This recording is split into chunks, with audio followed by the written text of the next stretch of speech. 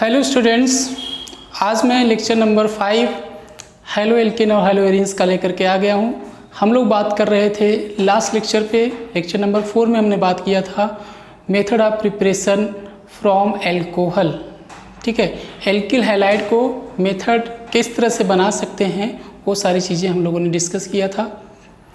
तो उसी क्रम में हम लोग आज बात करेंगे फ्रॉम हाइड्रोकार्बन्स। हाइड्रोकार्बन से किस तरह से जो है एल्किल हैलाइड बना सकते हैं उसके बारे में हम लोग आज डिस्कस करेंगे। तो हमारे साथ यूँ ही बने रहिए। और मेरा नाम है राजेश सिंह और आज आपके लिए मैं लेक्चर नंबर 5 बात करेंगे method of preparation of alkyl halide from hydrocarbon. चलिए स्टार्ट करते हैं। सेकंड है फ्रॉम हाइड्रोकार्बन।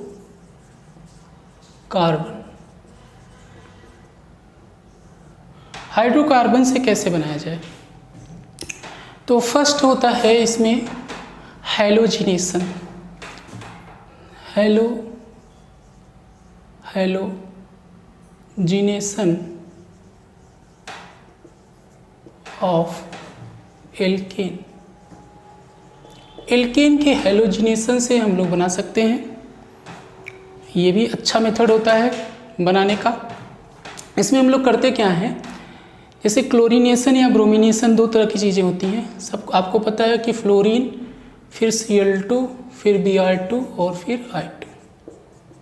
ये होता है रिएक्टिविटी ऑर्डर। फ्लोरीन सबसे ज़्यादा रिएक्टिव होता है, रिएक्टिविटी ऑर्डर।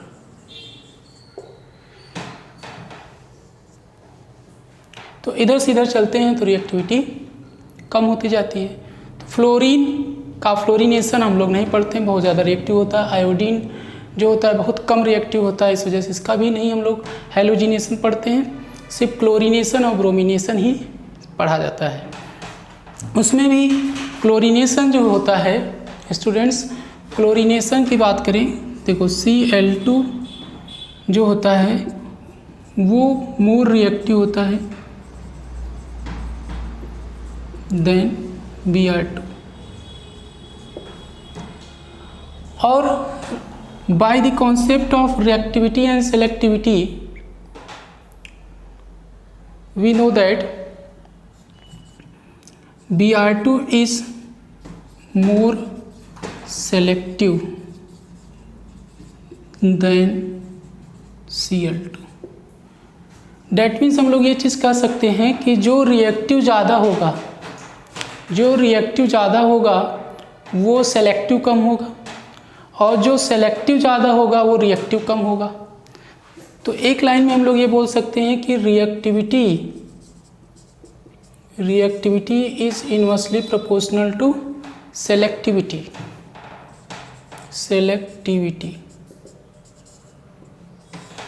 ठीक है, reactivity is inversely proportional to selectivity by the concept of reactivity and selectivity. जैसे सपोज अपने पास कोई हाइड्रोकार्बन दिया है, हाइड्रोकार्बन इस तरह से दिया है। मान लीजिए प्रोपेन आपको दिया है, propane CH3, CH2 and CH3। This is called propane.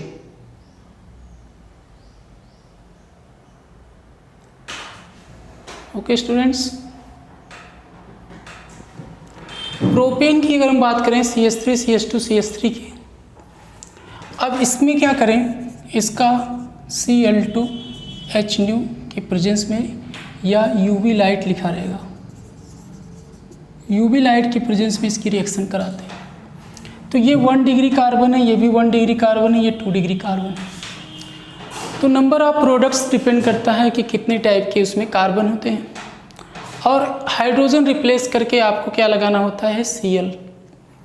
अगर क्लोरीनेशन करा रहे हैं, अगर ब्रोमिनेशन करा रहे हैं तो हाइड्रोजन हटा के Br लगाना होता है। प्यारे बच्चों, अब जरा समझिएगा, यहाँ पे एक चीज़ हो रही है। यहाँ पे दो प्रोडक्ट बनते हैं, क्योंकि रिएक्टिव बहुत ज़्यादा होता है। Cl2 मोर रिएक्टिव है, मोर रिएक्टिव, लेस सेलेक्टिव है, सेलेक्टिव। ये फ्री रेडिकल मैकेनिज्म होता है। यहाँ पे क्लास 11 में बताया गया था, ये फ्री रेडिकल मैकेनिज्म होता है, फ्री रेडिकल मैकेनिज्म। तो उसमें 3 स्टेप होते हैं, इनिशिएशन, प्रोपागेशन और टर्मिनेशन। तो वो सारी चीज़ें हम लोगों ने क्लास 11 में किया था। अब यहाँ पे देखिए डायरेक्ट मैं आपको बताता हूँ प्रोडक्ट कैसे बनाया जाए। 1 डिग्री जो हाइड्रोजन है उसको फ्री रेडिकली ब्रेक कर दीजिए। तो यहाँ पे फ्री रेडिकल और यहाँ पे फ्री रेडिकल बनेगा। Cl2 कैसे ब्रेक होगा? Cl2 देखिए, Cl2 को जब HNO के साथ ट्रीट करेंगे तो Cl रेडिकल और Cl रेडिकल के साथ, और ये H रेडिकल और Cl रेडिकल HCl बना लेगा। और यहाँ पे CH2 रेडिकल दूसरे वाले Cl रेडिकल के साथ मिल करके बना लेगा CH3 CH2 Cl प्लस। अब एक और बनेगा, यहाँ से H हट करके अगर यहाँ वाला H हटा दीजिए तो दूसरा प्रोडक्ट बनेगा। ठीक है, यहाँ पे वाला H हटेगा तो रेडिकल 2 डिग्री आएगा, और यहाँ पे जुड़ेगा Cl तो हो जाएगा CH3 CH Cl and CH3। तो 2 प्रोडक्ट इसमें बनते हैं।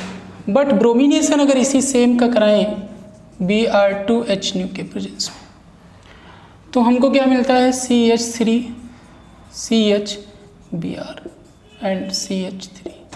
सिर्फ और सिर्फ ओनली 1 प्रोडक्ट मिलता है, बट यहाँ पे हमको 2 प्रोडक्ट मिलता है। तो क्योंकि ब्रोमीन क्या होता है? सेलेक्टिव ज़्यादा होता है।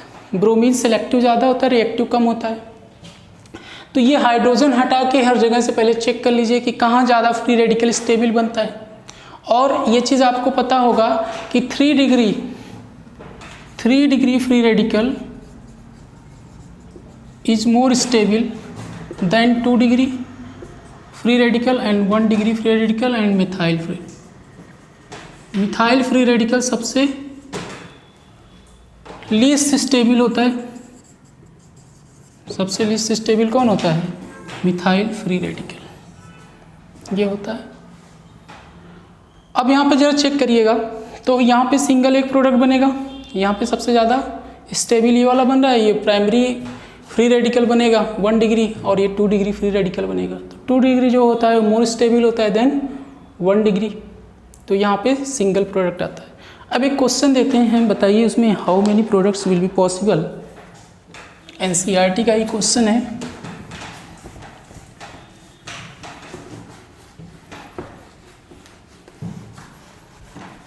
तो क्वेश्चन करेंगे तो और अच्छे से समझ में आएगा ये चीज़ें।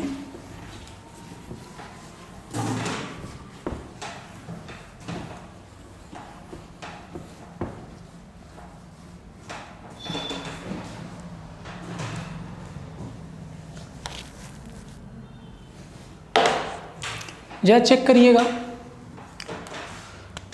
क्वेश्चन ये है NCERT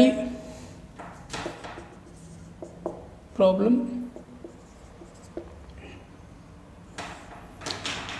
NCERT में एक प्रॉब्लम दिया हुआ है कि on मोनोहेलोजिनेशन of CH3CH CH3 CH2 and CH3, इसका अगर हम मोनोक्लोरिनेशन कराते हैं, how many products will be formed. तो इसका मोनोक्लोरिनेशन कराने पे Cl2HNO ये N, तो N बताइए कितना होगा।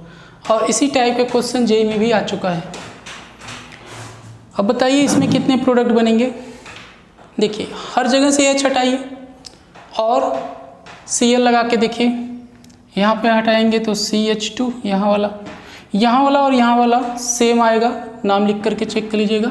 ये भी 1 डिग्री, ये भी 1 डिग्री, ये भी 1 डिग्री है, बट यहाँ पे नाम अलग आएगा तो ये डिफरेंट बनेगा। यहाँ पे हो जाएगा CH2Br, इसको ऐसे भी लिख सकते हैं ऐसे लिख दीजिए CH2 एंड CH3। एक तो ये बना, यहाँ से H हटाइए चाहे यहाँ से H हटाइए, दोनों जगह से सेम प्रोडक्ट बनेगा, उसका नाम लिखोगे सेम आएगा। और एक बनेगा, यहाँ से H हटा करके देखेंगे तो 1 2 3 3 डिग्री, 3 डिग्री फिर रेडिकल है, ये यहाँ पे जनरेट होगा 3 डिग्री, ये 2 डिग्री है और ये 1 डिग्री है, ये और ये 1 डिग्री है ना। तो जरा चेक करिए सभी लोग, CH3 CBr, यहाँ का H हटा दिया, वहाँ Br लगा दिया, CH3 and CH2 and CH3, ये बन गया। बोलिए ठीक है। नेक्स्ट यहाँ से H हटा कर Br लगा दीजिए तो नया प्रोडक्ट बनेगा CH3 CH CH3 CH Br CH3 plus, अब यहाँ का H हटा के देखिए, Br लगा दीजिए CH3 CH CH3 CH2 and CH2 Br। तो टोटल कितने प्रोडक्ट मिल रहे हैं स्टूडेंट्स? 4 प्रोडक्ट मिल रहे हैं, 1 2 3 एंड 4। ठीक है, तो ये जो है 4 प्रोडक्ट मिलते हैं, इसका नाम क्या होगा? 1 2 3 4। तो 2 मिथाइल 1 ब्रोमो 2 मिथाइल ब्यूटेन, इसका नाम होगा। ठीक है, 1 ब्रोमो 2 मिथाइल, 4 कार्बन है ना, तो ब्यूटेन। अब बताइए इसका क्या नाम होगा? 1 2 3 4। तो 2 ब्रोमो हो जाएगा 3 मिथाइल, 2 ब्रोमो 3 मिथाइल ब्यूटेन, इसका नाम होगा। इसका क्या नाम होगा? 1 2 3 4, 3 मिथाइल 1 ब्रोमो, 1 ब्रोमो, ध्यान दीजिए 1 पोजीशन Br लगाए तो 1 ब्रोमो लिखेंगे। ठीक है, 3 मिथाइल ब्यूटेन, ये हो गया। तो इसका नाम क्या होगा बताइए? 1 2 3 एंड 4। ठीक है, तो 2 पे Br लगा, 2 पे मिथाइल लगा, तो 2 bromo 2 methyl butane, 2 bromo 2 methyl butane, ये हो गया ना। तो इंटीजर टाइप का क्वेश्चन जो जेईई एडवांस में पूछा गया था वो इसी टाइप का था। ठीक है, आई होप आप लोगों को ये समझ में आ गया होगा। अब बढ़ते हैं हम लोग आगे। अब इसके आगे हम लोग बात करेंगे नेक्स्ट मेथड ऑफ प्रिपरेशन में। ये चीज़ हो गया। चलिए, by electrophilic substitution method. Next है by electrophilic substitution method.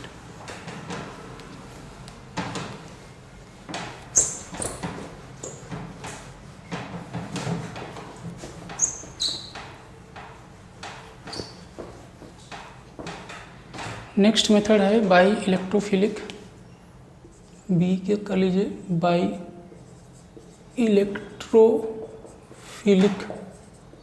Substitution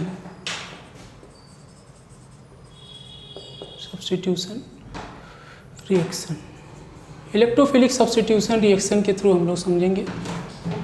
देखो, इलेक्ट्रोफिलिक सब्स्टिट्यूशन रिएक्शन क्या होता है, क्लास 11th में बताया गया था, फिर भी एक बार समझ लीजिए।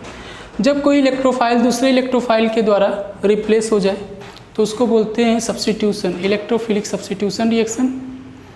Generally hydrogen as a electrophile वो सब्स्टिट्यूट होता है किसी दूसरे ग्रुप के या आइटम के द्वारा। जैसे मान लीजिए सपोज भी है यहाँ पे हम लोगों ने ले लिया है मेथिल बेंजीन, ठीक है। तो मेथिल बेंजीन ले लिया और उसकी reaction X2Fe solid dark condition में ये लिया।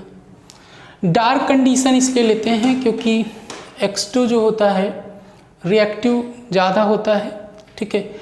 और यहाँ पे हमको क्या कराना है, इलेक्ट्रोफिलिक सब्स्टिट्यूशन कराना है। अगर लाइट के प्रेजेंस में होगा तो फ्री रेडिकल होगा, तो फ्री रेडिकल हमें नहीं कराना है, हमें इलेक्ट्रोफिलिक सब्स्टिट्यूशन कराना है।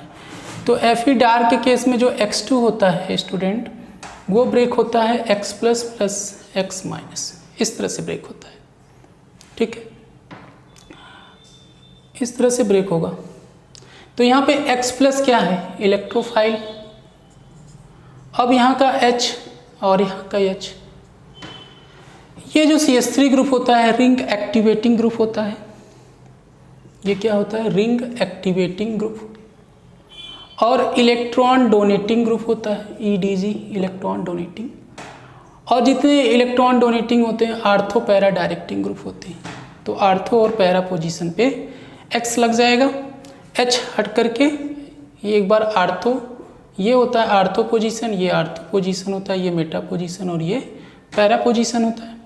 तो एक बार H पैरा का हटा करके X लगा दीजिए, एक बार आर्थो पोजीशन से हाइड्रोजन हटा करके X लगा दीजिए, तो आपका प्रोडक्ट आपको मिल जाएगा। बताइए कोई बहुत बड़ी बात है क्या? चलिए करते हैं, देखिए इस तरह से बनेगा। ये हो गया CH3, ये हो गया X प्लस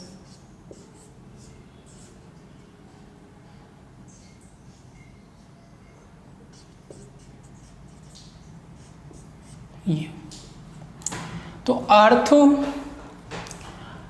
आर्थो पोजीशन पे लगा है तो आर्थो हेलोटालुइन और पैरा हेलोटालुइन बनेगा। आर्थो हेलोटालुइन और पैरा हेलोटालुइन, ये दोनों बनेंगे।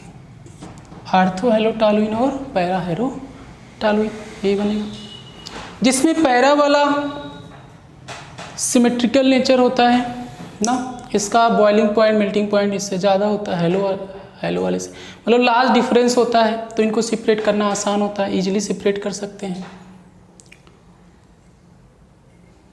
दूसरी चीज़, पैरा वाला जो होता है वो मेजर होता है, पैरा वाला मेजर होगा, पैरा आइसोमर जो होगा वो मेजर होगा और ये क्या होगा, माइनर होगा।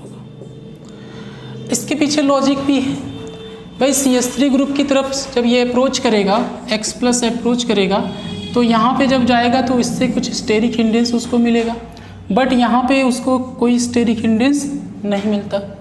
इस वजह से ये आर्थो पोजीशन पे कम, पैरा पे ज़्यादा जाना पसंद करेगा। और इलेक्ट्रॉन डेंसिटी भी क्या होती है, देखिए सबसे बड़ी चीज़ इलेक्ट्रॉन डेंसिटी की बात करें तो उसका आर्थो और पैरा पोजीशन लगभग सेम होता है, क्योंकि आर्थो पे थोड़ा ज़्यादा होता है इंडक्टिव इफेक्ट आप लोग कह सकते हो, बट पाई बॉन्ड में इंडक्टिव इफेक्ट नहीं बल्कि रेजोनेंस से ज़्यादा काम करता है। स्टेरिक हिंडेंस होने की वजह से मेजर पैरा आइसोमर बनेगा और माइनर बनता है कौन, आर्थो। तो ये आई होप आप लोगों को समझ में आ गया होगा। नेक्स्ट इसी में एक क्वेश्चन करते हैं, अगर मान लीजिए पैरा पोजीशन ब्लॉक हो तब क्या होगा।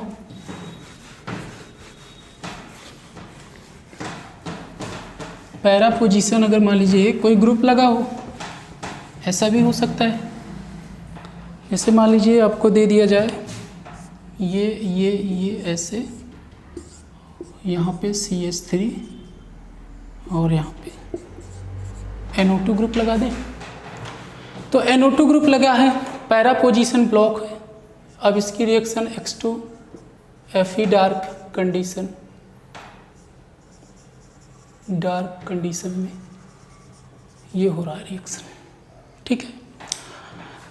तो यहाँ पे इसको मजबूरन कहाँ जाना पड़ेगा, आर्थो पोजीशन पे ही जाएगा। जब किसी एक रिंग में दो तरह के ग्रुप हो, एक रिंग एक्टिवेटिंग ग्रुप हो और एक रिंग डीएक्टिवेटिंग ग्रुप हो। जैसे जो नाइट्रो ग्रुप होता है वो रिंग डीएक्टिवेटिंग ग्रुप होता है, और जो CH3 ग्रुप होता है वो रिंग एक्टिवेटिंग ग्रुप होता है। ठीक है, तो इनकमिंग जो इलेक्ट्रोफाइल होगा X+ वो रिंग एक्टिवेटिंग के अकॉर्डिंग आता है, न कि इलेक्ट्रॉन डोनेटिंग ग्रुप के आता है। ये तो इलेक्ट्रॉन से रिंग से इलेक्ट्रॉन को खींच रहा है थ्रू पाई बॉन्ड, यहाँ पे पाई बॉन्ड प्रेजेंट है, तो ये तो इलेक्ट्रॉन को खींच रहा है अपनी तरफ रेजोनेंस के थ्रू, इलेक्ट्रॉन डेंसिटी बाहर आ रही है यहाँ पे, तो ये रिंग डीएक्टिवेटिंग है। बट ये हाइपर कॉन्जुगेशन और इंडक्टिव इफेक्ट से यहाँ पर ये रिंग दे रहा है, इलेक्ट्रॉन दे रहा है।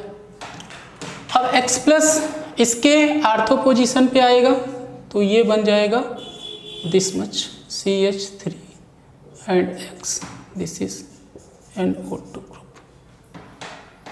तो यहाँ पे X2 क्या क्या हो सकता है, Cl2 हो सकता है, Br2 हो सकता है। फ्लोरिनेशन नहीं होता बिकॉज फ्लोरिनेशन बहुत ज़्यादा हाईली रिएक्टिव होता है। Fluorine F2 is more reactive, और ये एक्सप्लोसिव होने के वजह से ये बीकर जो जिस एपरेटस में कराते हैं वो उसको जो है ब्रेक कर देता है, इस वजह से फ्लोरिनेशन नहीं होता। आयोडीनेशन कुछ खास इंपॉर्टेंट नहीं होता क्योंकि आयोडीनेशन किसी पर्टिकुलर ऑक्सीडाइजिंग एजेंट के HNO3 के प्रेजेंस में होता है और वो बहुत ही स्लो स्टेप होता है, बहुत स्लो रिएक्शन होता है। तो खासकर यही दो हमारे लिए इम्पॉर्टेंट होते हैं। तो यहाँ पे X जो होगा या तो Cl दिया रहेगा या तो Br दिया रहेगा। तो आई होप आप लोगों को ये चीज़ समझ में आ गई होगी। चलिए अब नेक्स्ट मेथड की तरफ आगे बढ़ते हैं। फ्रॉम सेंडमेयर रिएक्शन पढ़ लेते हैं। सेंडमेयर रिएक्शन C है, सेंडमेयर रिएक्शन, सेंडमेयर रिएक्शन।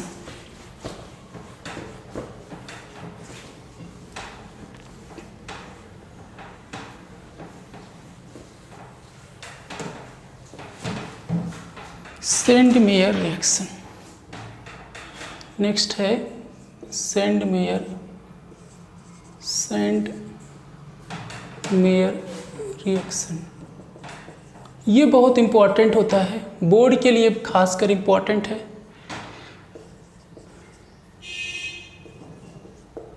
ये बोर्ड में बहुत बार आ चुका है, अक्सर पूछ लिया जाता है सेंडमेयर रिएक्शन के बारे में। तो एनिलीन जो होता है सेंडमेयर रिएक्शन देता है। एनिलीन इस तरह से देखिए, ये स्ट्रक्चर होता है एनिलीन का, एनिलीन है। एनिलीन को जब हम लोग डाइजोनियम सॉल्ट में कन्वर्ट करते हैं with the help of NaNO2 sodium nitrite plus HCl। ठीक है, cold condition 0 to 5 degree Celsius, बहुत ही कोल्ड कंडीशन में ये होता है 0 to 5 degree Celsius cold condition. ठीक है, कोल्ड कंडीशन में ये रिएक्शन बहुत तेज रिएक्शन होती है। ये डाइजोनियम सॉल्ट, तो उसके रेट को कम करने के लिए कोल्ड कंडीशन लिया जाता है क्योंकि ये एक्सोथर्मिक प्रोसेस होता है, हीट बहुत ज़्यादा निकलती है। N2 + Cl-, ये हो जाता है डाइजोनियम, इसको बोलते हैं डाइजोनियम सॉल्ट। अब प्यारे बच्चों, डाइजोनियम सॉल्ट जो बना है उसको क्या करिए, ये बहुत ही अच्छा लिविंग ग्रुप होता है N2 + Cl-, और अक्सर इसलिए जो है ये यूज किया जाता है। इससे आप बना सकते हो आयोडोबेंजीन बना सकते हो, इससे आप क्लोरोबेंजीन बना सकते हो, इससे ब्रोमोबेंजीन बना सकते हो। फ्लोरोबेंजीन बनने का चांस नहीं होता है, उसको अलग मेथड से बनाएंगे हम लोग। तो यहाँ पे अगर इसकी रिएक्शन फर्दर हम Cu2X2 के साथ कर दें, X जो है वो ब्रोमीन हो सकता है, Br2 या Cl2, तो Cu2X2 दे देगा या Cu2Br2 दे देगा। तो इसमें करना क्या है कि जैसे X माइनस यहाँ से जनरेट होगा न्यूक्लियोफाइल, और ये जो X- होगा वो इस कार्बन पर अटैक करता है और ये बाहर हो जाता है, N2 यहाँ से निकल जाता है और यहाँ पे X लग जाएगा, हेलो बेंजीन बन जाता है, साथ ही साथ N2 गैस इवॉल्व होती है, हेलो बेंजीन। अगर मान लीजिए आपने हेलोजन के रूप में Br लिया है तो ब्रोमो बेंजीन बनेगा, अदरवाइज क्लोरो बेंजीन बनेगा, ठीक है। N2 गैस जो निकल रही है उस पूरी तरीके से बाहर हो जाती है, तो ड्राइविंग फोर्स प्रोवाइड करती है रिएक्शन को प्रोसीड होने में, यील्ड अच्छी मिलती है। आपने ली चैटिये प्रिंसिपल पढ़ा होगा, तो ली चैटिये प्रिंसिपल में ही बताया जाता है कि अगर किसी रिएक्शन मिक्सचर में जो प्रोडक्ट बन रहा है उसको सेपरेट आउट करते जाइए तो इक्विलिब्रियम फॉरवर्ड की तरफ शिफ्ट हो जाती है। तो फॉरवर्ड की तरफ शिफ्ट हो रही है, इसका मतलब है कि वो ड्राइविंग फोर्स प्रोवाइड कर रही है। अब मान लीजिए इसी डाइजोनियम साल्ट को Ki के साथ ट्रीट कर दें, पोटेशियम आयोडाइड Ki। अब पोटेशियम आयोडाइड के साथ ट्रीट करेंगे तो K प्लस I माइनस, तो ये I माइनस से अटैक करेगा, आयोडो बेंजीन बन जाएगा। This is the iodo benzene. तो आयोडो बेंजीन भी बनाया जा सकता है इससे। आई होप आप लोगों को ये चीज़ समझ में आ गई होगी।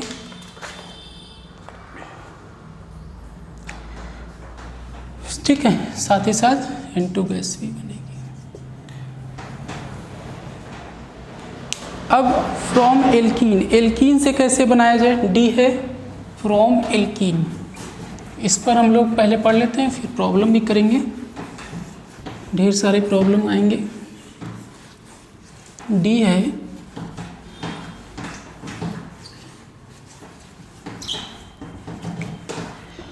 आपको क्या करना है, रीजेंट पहचानना है, रीजेंट का वर्क क्या है इतना ध्यान रखना है। बाकी हर रिएक्शन का मैकेनिज्म पॉसिबल नहीं होता है बताना, ठीक है, वो आपके लेवल पे हो नहीं पाता है। तो कहीं ना कहीं आपको ये ध्यान रखना है कि हर एक रीजेंट को पहचानिए कि वो वर्क क्या करता है। रिएक्शन को याद मत करिए, क्योंकि रिएक्शन को याद नहीं कर पाओगे, इतनी ढेर सारी रिएक्शन है कि कितना याद करोगे। तो इससे अच्छा है कि आप उस रीजेंट को पहचानिए। रीजेंट लिमिटेड है, रीजेंट को याद किया जा सकता है, उनके वर्क याद रहेंगे तो आप प्रोडक्ट बनाना सीख जाओगे, कोई दिक्कत नहीं होगी उसमें। तो नेक्स्ट है इसी में फ्रॉम एल्कीन्स, फ्रॉम एल्कीन। अब एल्कीन में जैसे आपने ये चीज़ पढ़ा है क्लास 11 में, मार्कोनी का ऑफ रूल पढ़ा होगा, एंटी मार्कोनी का ऑफ रूल पढ़ा होगा। जैसे ये एल्कीन है और इसकी रिएक्शन आप HX के साथ करा दीजिए, तो मार्कोनी का ऑफ रूल जैसे आपने HBr के साथ ट्रीट किया, मार्कोनी का ऑफ रूल लगता है।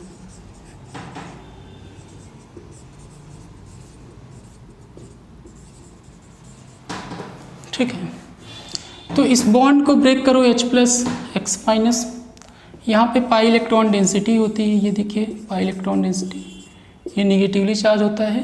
तो इलेक्ट्रोफिलिक में क्या हो रहा है कि यहाँ पे H प्लस पहले जुड़ जाएगा, ठीक है, H प्लस जुड़ गया, फिर उसके बाद कार्बोकेटायन बनता है, फिर X माइनस अटैक करता है। मोर स्टेबल कार्बोकेटायन के थ्रू ये रिएक्शन होता है। अगर सिमेट्रिकल है तो कोई प्रॉब्लम नहीं है, किसी को भी H और X दे करके बॉन्ड को ब्रेक कर सकते हो।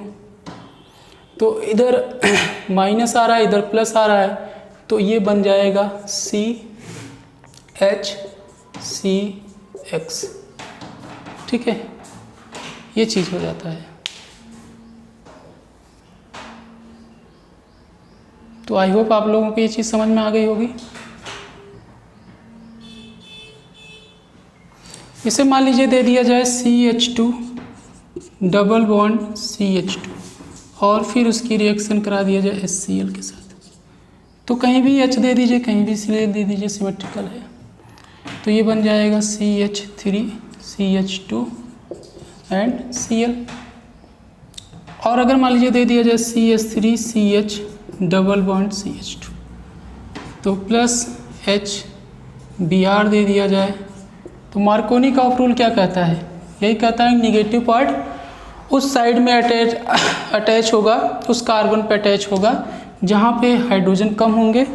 तो हाइड्रोजन यहाँ पे 2 वाले पे कम है, यहाँ पे 1 है, इधर 2 है, तो यहीं जुड़ेगा CH3 CHBr एंड CH3, ये बन जाता है। अगर पेरोक्साइड दे दिया है HBr के साथ साथ पेरोक्साइड दे दिया तो एंटी मार्कोनिकॉफ रूल लगेगा।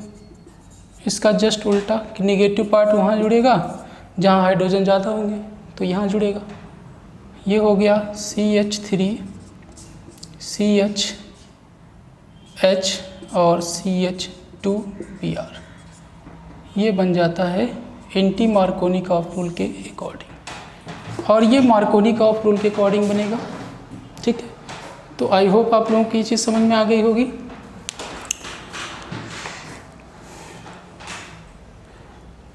ठीक है, तो यहाँ पे जैसे मान लीजिए एक और क्वेश्चन देख लेते हैं। जैसे ये दे दिया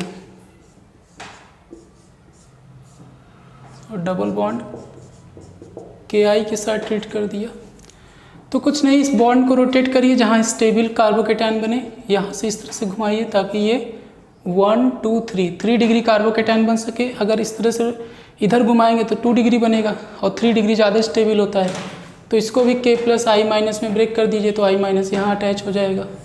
देखिए ये से ये हो जाएगा I-। अब इसके आगे जैसे मान लीजिए कोई एल्कीन दे दिया जाए, तो कोई एल्कीन में इस तरह से दे दें, जैसे मान लो दे दिया जाए और उसको Cl2 CCl4 के साथ ट्रीट करें। जैसे यहाँ पे एल्कीन दे दें और Cl2 CCl4 या X2 CCl4 के साथ ट्रीट किया जाए, तो कुछ नहीं करना है, X और X को एंटी मैनर में ऐड कर देना है।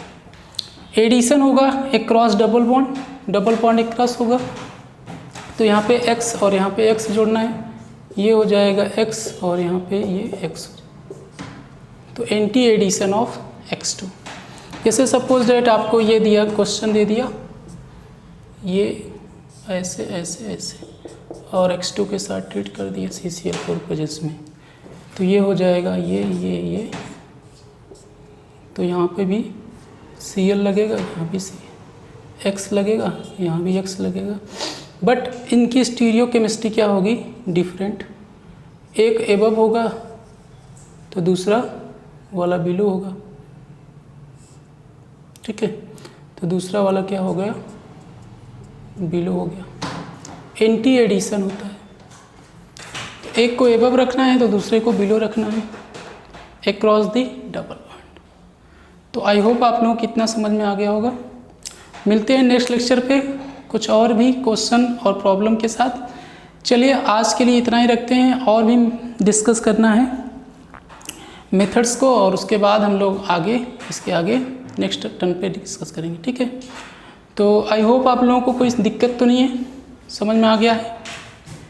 ठीक है, एक बार रिवाइज कर लीजिए, बाकी जो NCERT की प्रॉब्लम्स हैं, इंटेक्स की प्रॉब्लम्स हैं, उनको सॉल्व करिए, आपको सारी चीज़ें हो जाएंगी, कहीं कोई प्रॉब्लम नहीं आएगी। तो थैंक यू सो मच, आज के लिए इस टर्न पे इतना ही।